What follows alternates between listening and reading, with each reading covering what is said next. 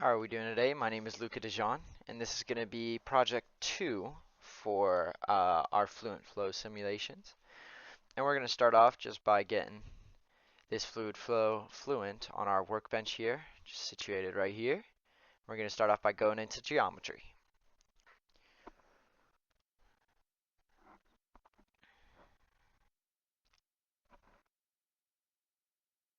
Wait for that to load up.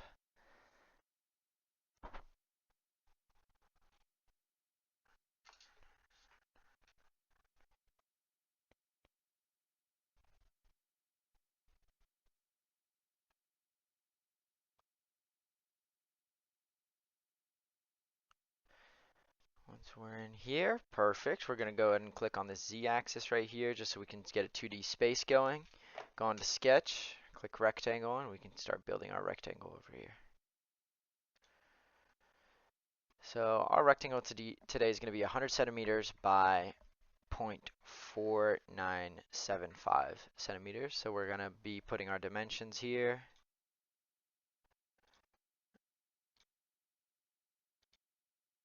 Right there and there.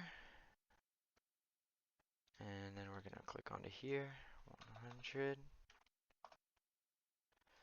And here, centimeters is going to be 4.975.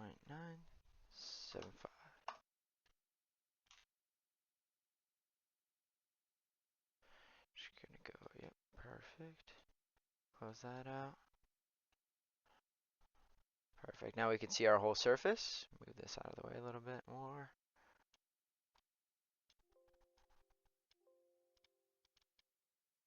Perfect. And then we're going to go right here into select using a box. Select this whole surface area, or sorry, our box. And then we're just going to change this to fill so we have our surface here. So I'm going to go into here. Using box, like this, fill. Once we're filled here, we can go ahead and exit out of here. Make sure we save.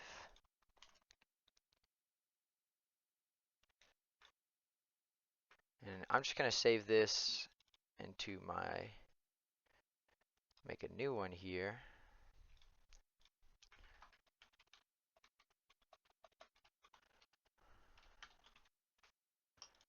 And we're just going to save this right into here and get our surface going. So project 2 in our video project. Perfect. And we can go ahead and X out of here. Now we should get that check mark right there in geometry. And let's go hop into mesh.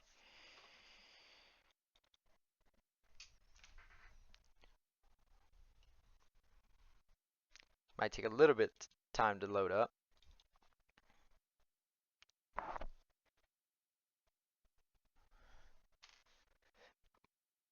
Let's see if this loads. Just wait for it to load.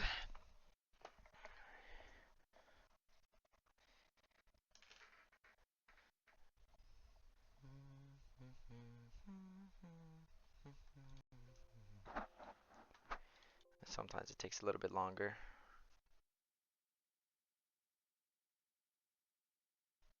Perfect. Now we're going to see our surface right here. Oh, maybe it's not done loading yet. Yes, now it is. Perfect. So we're going to click on that Z-axis again, just zoom out. And so we're going to go on to mesh right here. Actually, we're going to start off by creating our named surfaces. It's going to be just a far away field. This is going to be our plate. This is going to be our inlet.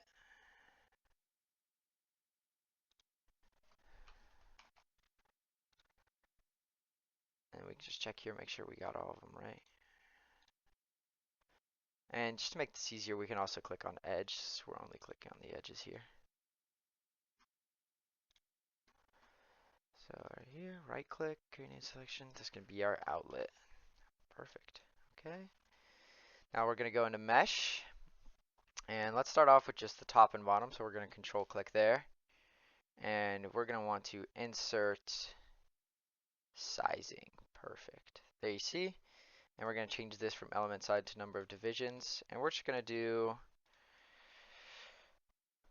100 divisions for this case. And here we're going to change capture curvature to no, set this to hard, and make sure that we apply this correctly. Perfect. So we can see our geometry is correct here, and we can go ahead and generate a mesh here. We can check in mesh how that looks. Might be a little bit messed up, but we're just going to keep going. Go into insert, sizing, and then we're going to do an inlet only. So we're going to apply here. Element size is going to change to number of divisions. We're going to change this to 70.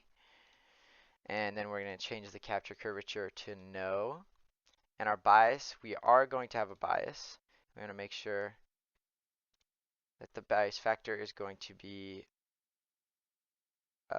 70. And that should look approximately like this. You can see how we have a lot more on the bottom than the top, and it slowly progressively increases. Maybe let's try 60 here. Perfect, that looks a little bit better. Okay, and that's just because we want more info on the bottom right here. And then we can go ahead and generate mesh. Our mesh is going to look like this. Then we can go over to this side by inserting sizing onto this geometry.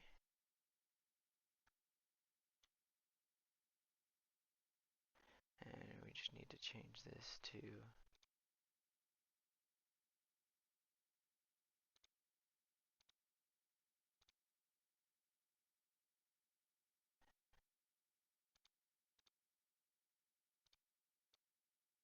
I'm just going to select here, apply this geometry. Then we're going to change the type to number of divisions. Division is going to be 70 here. Capture curvature, no. Set this to hard. And the bias type, we are going to have bias. We are going to need to reverse the bias. And our bias factor is going to be 60. So we can now see in here, oh, reverse bias, apply.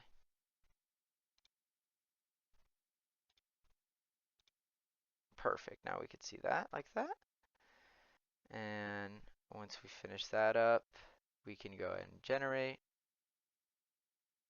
And on mesh, we're going to want to create, oh, it's meshing.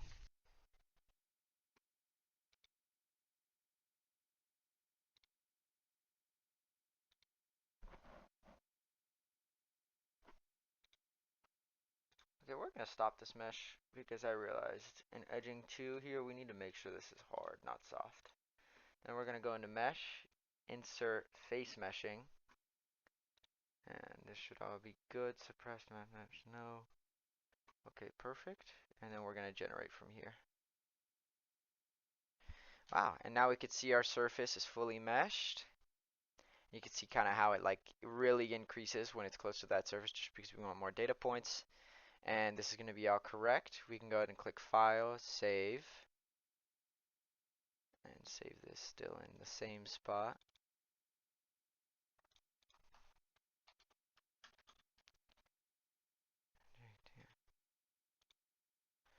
Perfect.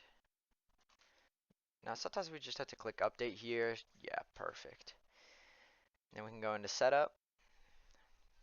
Double precision, of course. And here you could change your cores. I'm just going to change it to 8 because I have 16, so I'm just going to use half of my cores. But that depends on your cores and what CPU you're using.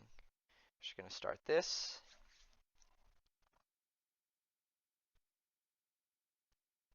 Perfect. Wait for it to all load through.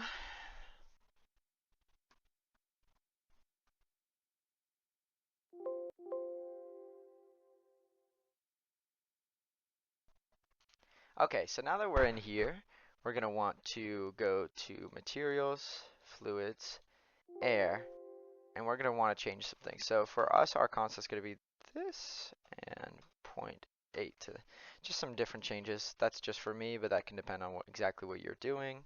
We're going to change and create and then close this. Our models, we're going to want to make sure we're laminar here. Then our solids, aluminum, we can't change that. Cell zone conditions, we can check this. Perfect, it's air. That's exactly what you want to see.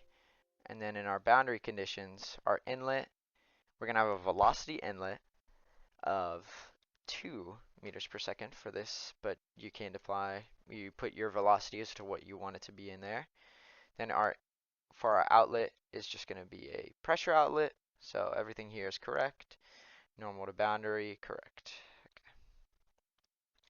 Close this, and our wall, our far away field, we're actually going to be changing this to so we're going to right click, type, we're going to change this to a symmetry. So once this is correct, we're just going to change that to a symmetry. And then for our wall, we're going to want to make sure our plate is no slip. Stationary wall, no slip. We're going to click apply here, close. Then in our reference values, we're going to want to update this to compute from our inlet. So this should change everything. Our velocity is 2, correct density, correct viscosity, correct temperature, ratio of specific heat is 1.4. Perfect. Then we're going to want to go into our initialization. Just initialize this on hybrid. Wait for this to get to 10.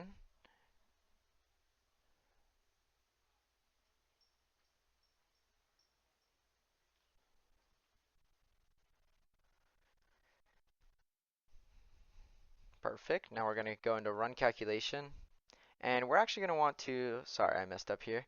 We're going to want to go into our residuals, which is going to be up here. And we're going to want to change these to just to the 5th. Perfect. And then on run calculation, we're actually going to be putting the number of iterations to an insanely big number, just because once it hits that residual that we want, it's going to go ahead and stop itself. So we're going to go ahead and click calculate.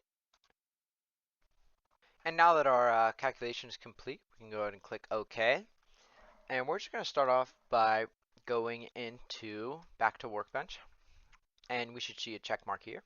And we're just going to start off by going into results, as we want to look at the velocity pressure contours as well as create some vectors for it. So change this to the z-axis so we see our 2D plate. Then up here we can click onto contours. Contour 1. And this is going to be a contour with the variable velocity u. We're going to take 110. Everything else is good. Location, we're going to do symmetry 1. Well, let's apply this. And we can go ahead and see our contour right here. So it does make sense. Here, let me change this out of our way, just so it's just easier to see. There you go. So you can see this makes sense, how this boundary layer slowly increases as it goes across my plate. And it really shows how like the velocity up here is correct, but down here it's just it's lower as well as 0 when it's on the plate, of course. And you could just see that boundary layer being created. Next, I'm just gonna unclick that contour so I can create these vectors. And in vector, I'm just gonna put it onto symmetry 1. And we're going to, okay, symbol size. Symbol size, we're probably going to have to drop that down to 0.2, just so it's a little bit easier to see. And then we can go ahead and click apply. And once you're on here, you can see all these little vector lines being created, and down to even our plate, how it slowly builds, and you can really see that boundary layer being created right there. So next we're going to go on to the pressure contour. So zoom out of here, and I'm going to unclick this vector, and I'm going to go back into contour, and we're going to go pressure. Make sure we change this to 110 for our number of contours. Everything else should be good. It should be on our symmetry 1. Let's go ahead and click apply. So this is going to be our pressure contour. So you can see that really big pressure starting right here and then just really losing pressure as it goes across the plate. But really when it catches that edge of the plate, it really increases the pressure. We're just going to apply this. This is going to be it.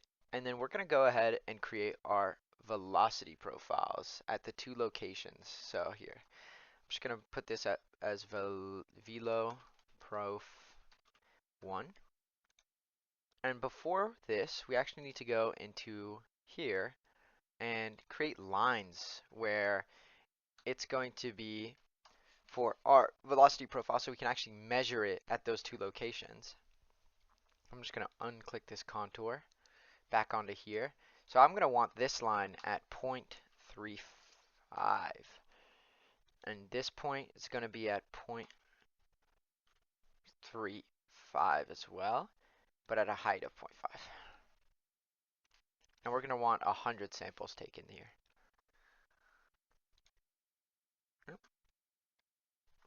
Oh, sorry. That is my fault. 0. There you go. Sorry. I put 500 millimeters instead of 50 millimeters. And then we can click apply here. So this is going to be our X35. Then we're going to want to make an X75. So that's going to be just at 75 centimeters across our plate. So here's going to be 0.75, 0.75, and 0.05. Make sure we have 100 samples, and then we're going to click apply. Perfect. Now we can see at 0.35 and 0.75 across our plate. And we're going to go right back into our charts. So velo profile 1. So it's going to be at X35. Velocity profile at X equals 35 centimeters. Then our data series, here our location is going to be at X35, so X35. Our x-axis is going to be the velocity, while our y-axis is the y-axis. And then we can go ahead and click apply. So here you can see how that velocity increases in the boundary layer, and then you can see exactly where we find that boundary layer. And I'm going to show y'all exactly how to do that in Excel. So you're going to want to export this just to a place that you're sure of finding. Velo prof 1. And inside of these files, I'm just going to open up this Excel.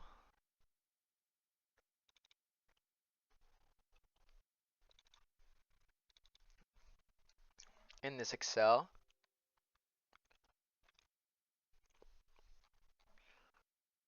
convert this.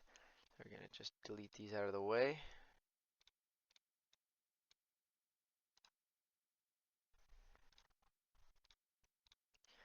And in here, we're actually going to want to find the point where it is right before it finds that boundary layer where it reaches the 2. So it's going to be at 0.93 is the velocity, 1.93 meters per second, and that's at a height of 5 centimeters off of the ground. So we can just highlight this. This is going to be our height. And I found that the theoretical boundary layer for at this point was 8.1 millimeters. So 5.5 millimeters and 8 millimeters are not far from each other, so there isn't much of a difference between the theoretical and the Fluent models. Next, we're going to go back into here, and we can just apply this. And we're going to want to create another chart where we do the velo profile 2. And this one's going to be at 75 centimeters, so velocity profile at 75 centimeters. Data series is going to be X75, so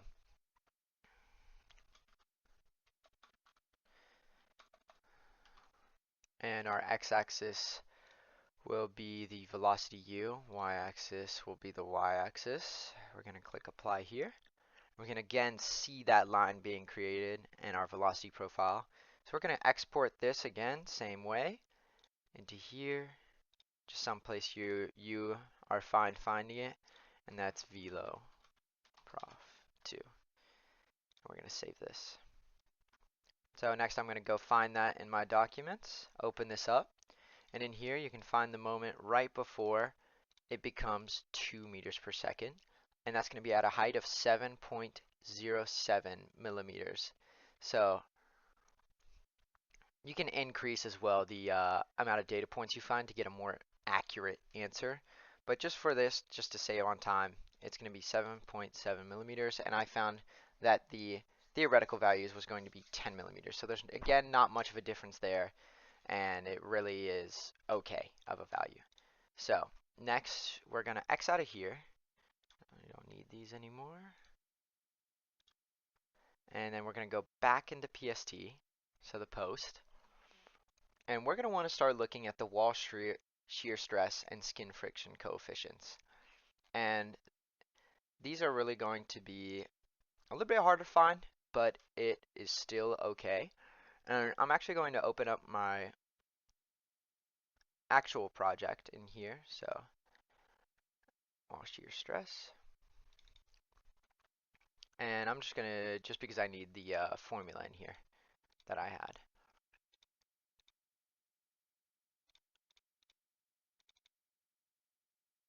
So we're going to go right into our Fluent in here. And we're going to want to go into our, down here in results, we're going to want to go into plots and reports. And in our fluxes reports, we can change this to be at our plate. Oh, wait, sorry. Sorry, I messed up. Actually, in our XY plot, we're going to want to change this to wall fluxes and this to wall shear stress. And we're going to want it to write it to a file and on the surface of the plate. So when I write this, I'm going to just save it again, a place where you're able to find it more easily. And in here, it's going to be right here, XY file. So this is going to be wall shear stress. Press OK. And once we have this, we're going to be able to go into our files, go into my video project, and it's going to input this as just a file that you need to open up with Notepad. So once you have this, you can go ahead and copy paste all of these values, Control C, and you're actually going to want to create a new Excel file. So in File, we want to create a new blank workbook and go ahead and copy paste this. And then for these two values right here, we're actually going to want to sort these. So we're going to go into Data, Sort A to Z. Perfect. And once we have this, we can know that this is going to be our x-axis. This is going to be our wall shear Fluent. Expand that a little bit. And then here we're going to actually create a formula that's going to be our wall shear theoretical. So our wall shear theoretical is going to end up being, here, let me pull up the formula.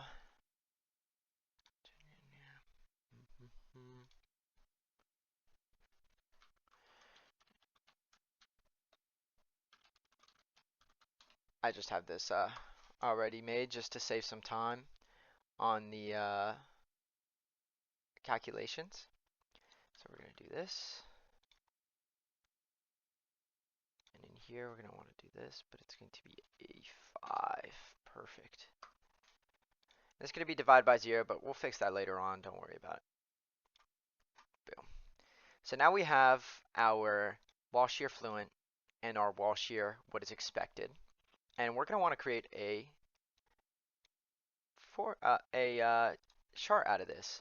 So I'm just going to delete this out of the way.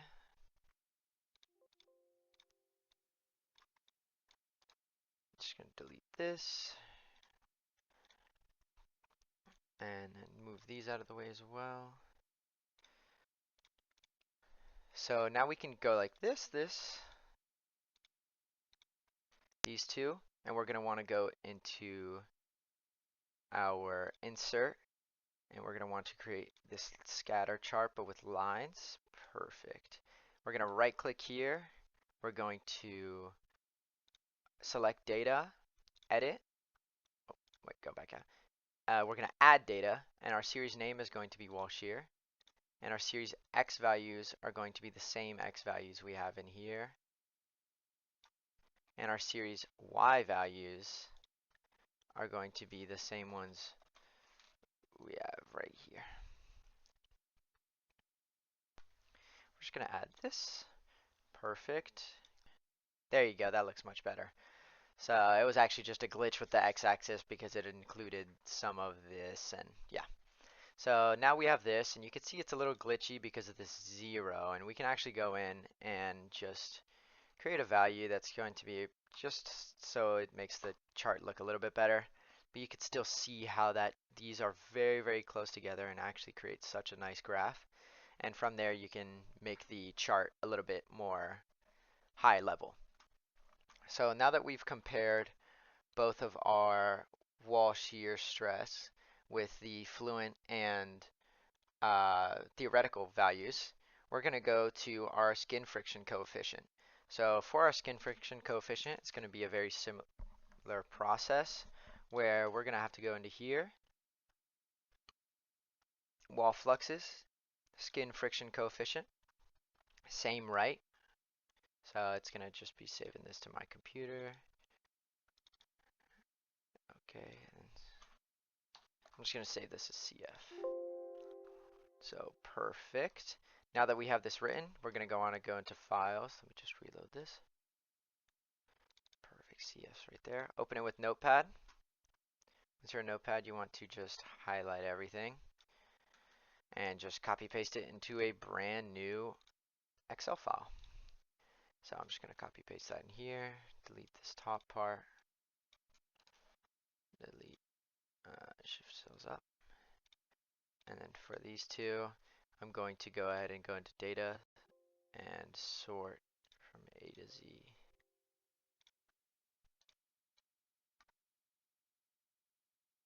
So I'm going to highlight this, sort from A to Z. Perfect. And now that we have this, we can go ahead and create our other graph. So I'm actually going to insert a perfect, and this is going to be our X values. This is going to be our CF Fluent. And this will be our CF, just that we find with our formula. So here I'm going to go ahead and find this formula that I have, and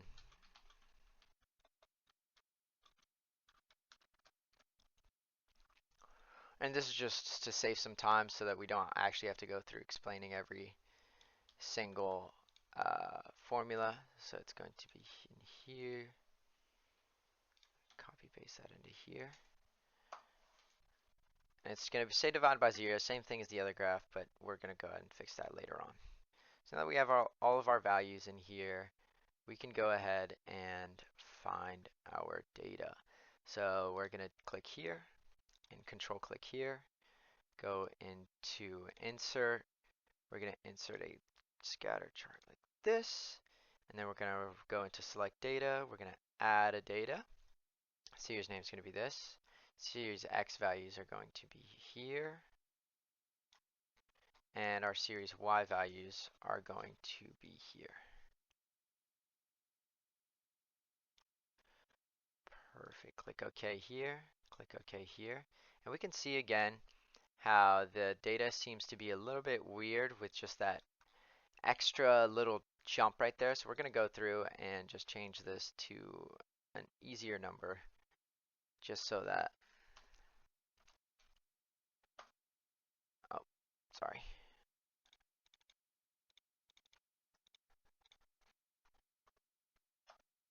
There you go.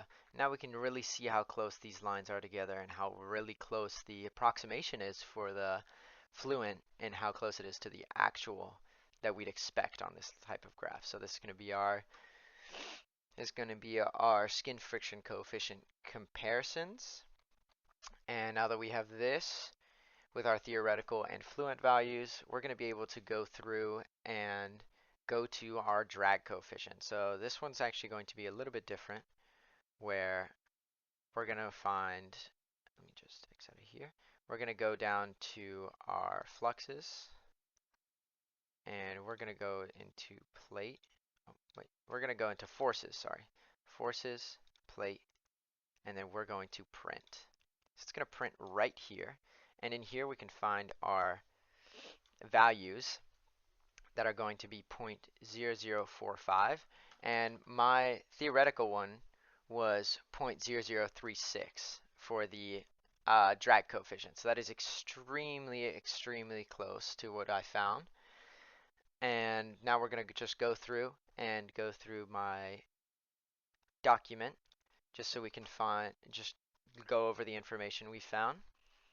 So here we have the velocity pressure contour with a zoom in just so we can see that boundary layer. Same thing here with our vector lines. Then our pressure contour. Then our velocity profile at 35 centimeters. Our velocity profile at 75 centimeters. And this, we also found our boundary layers on Excel. And these are our theoretical boundary layers. Then here we have my wall shear stress and skin friction coefficient data. So these are going to be, this is going to be the wall shear stress comparison between the Fluent and the normal found with formula wall shear stress. And then here is going to be the Fluent versus CF. So this is going to be, so the Fluent versus non-Fluent. So this is going to be our calculated one versus our one found in Fluent. And this is going to be our skin friction coefficient comparison. And then this is our theoretical drag coefficient, and this is what the drag coefficient that Fluent found. And that's it. Here's my equations used, and that's all.